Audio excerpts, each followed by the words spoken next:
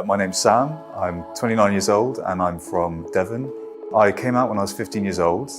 I was never ashamed of the fact that I was attracted to men. I very much had a typical gay life of having boyfriends and going out drinking. I had a few significant relationships. My last relationship was for 4.5 years. It was a very happy relationship, I would say, on the surface, but I felt there was something wrong inside me. I felt like I was on a decline in other areas of my life, like my work, my social life, even my physical health. So two years ago, we broke up, and it was because I came across some information online that made me realize that I really wasn't born attracted to men. I knew logically it wasn't possible anyway, but this information really changed my mind.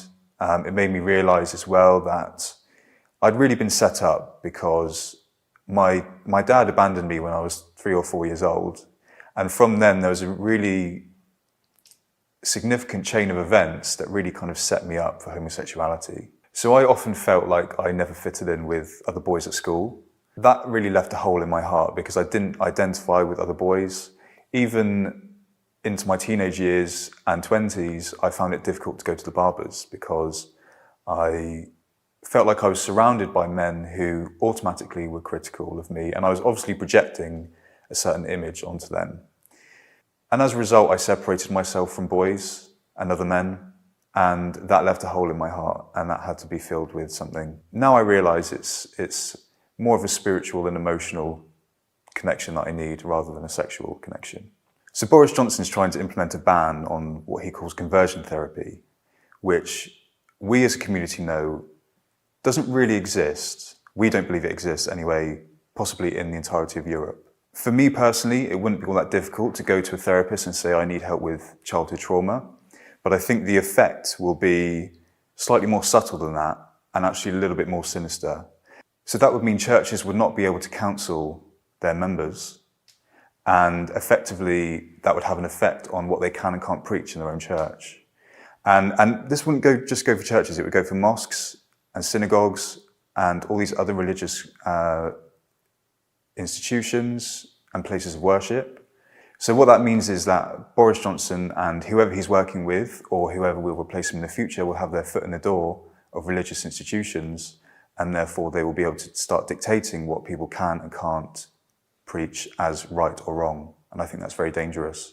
The other thing that I think is going to be very impactful with this conversion therapy ban is that it also talks about, I believe, sexual orientation as a wide umbrella term.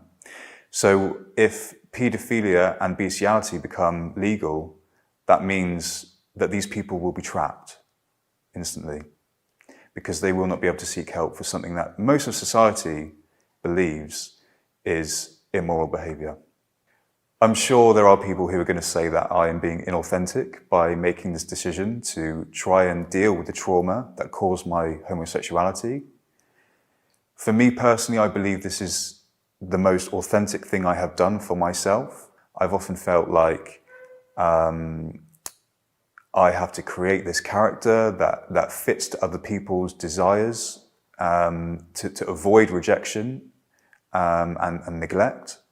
All I'm engaging in is talk therapy with a professional therapist. I'm seeking counselling.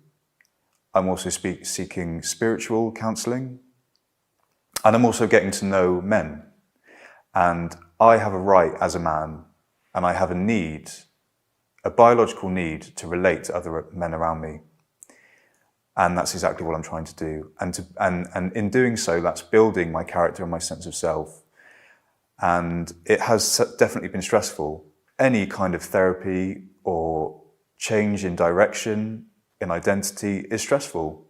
I mean, a drug addict, for example, is their life revolves around taking drugs, selling drugs, and doing what they can to get drugs.